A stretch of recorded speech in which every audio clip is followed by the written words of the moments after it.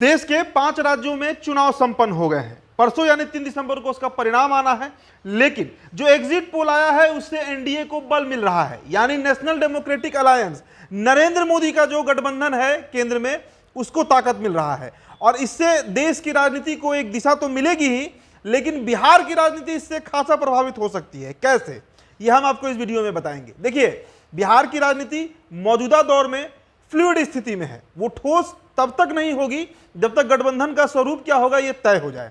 किस गठबंधन की हम बात कर रहे हैं? आप चाहे महागठबंधन की बात कीजिए तो वहां पर जदयू और राजद के बीच खींचतान देखने को मिल रही है। एक तरफ राजद कांग्रेस के करीबी होते जा रहा है, तो नीतीश कुमार आरजेडी पर सवाल उठाते रहते हैं।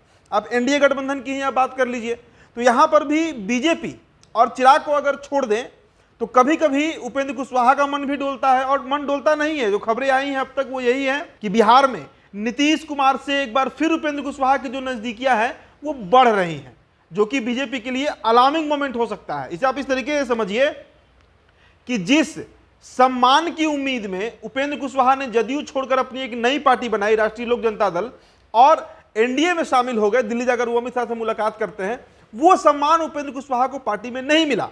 सम्राट चौधरी प्रदेश अध्यक्ष बना दिए गए, कोयरी जाति से आते हैं, जिस जाति का नेतृत्व उपेंद्र कुशवाहा कर रहे हैं।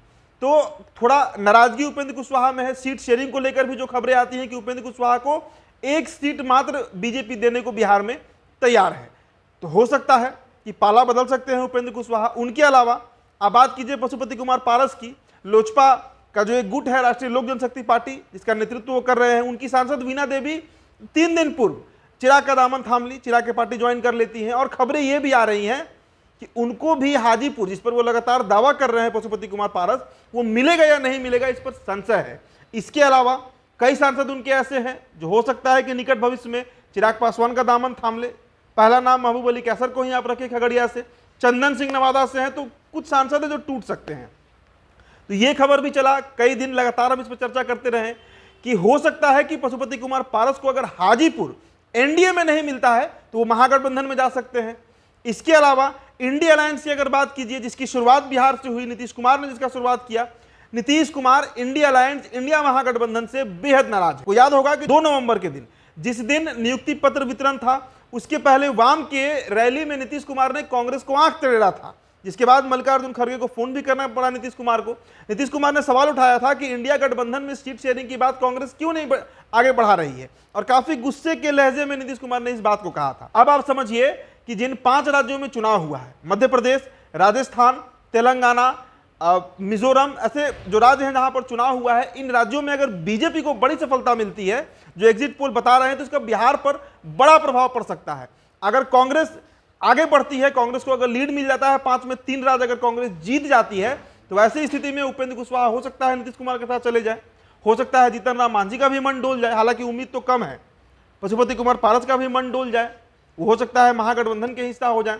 इसके अलावा आप इसे इस तरीके से भी समझिए कि अगर कांग्रेस 3 राज्यों में सफलता पाती है तो फिर नीतीश कुमार का इंडिया गठबंधन, जो एक गठबंधन बना है केंद्र में, वहां पर पूछ ना के बराबर हो जाएगा। लेकिन अगर बीजेपी 3 स्टेट जीत जाती है, चाहे छत्तीसगढ़ की बात कीजिए, मध्य प्रदेश की बात कीजिए, राजस्थान की बात कीजिए, तो फिर नीतीश कुमार को अपर हैंड मिलेगा। मतलब नीतीश कुमार तब राहुल गांधी को यह बात बता पाएंगे कि राहुल जी, आपके नेतृत्व में वो क्षमता नहीं है कि वो इंडिया अलायंस को, इंडी गठबंधन को जीत लोकसभा में दिलवा पाए। तो कई दूरगामी परिणाम जो हैं वो सामने आ सकते हैं मध्य प्रदेश, राजस्थान, तेलंगाना, छत्तीसगढ़ और मिजोरम के रिजल्ट के बाद। तो परसों तक हमको इंतजार होगा, फिर इस पर विस्तार से हम चर्चा करेंगे। फिलहाल इस रिपोर्ट में इतना ही। मेरा नाम उदित तारन है, बहुत बहुत शुक्रिया।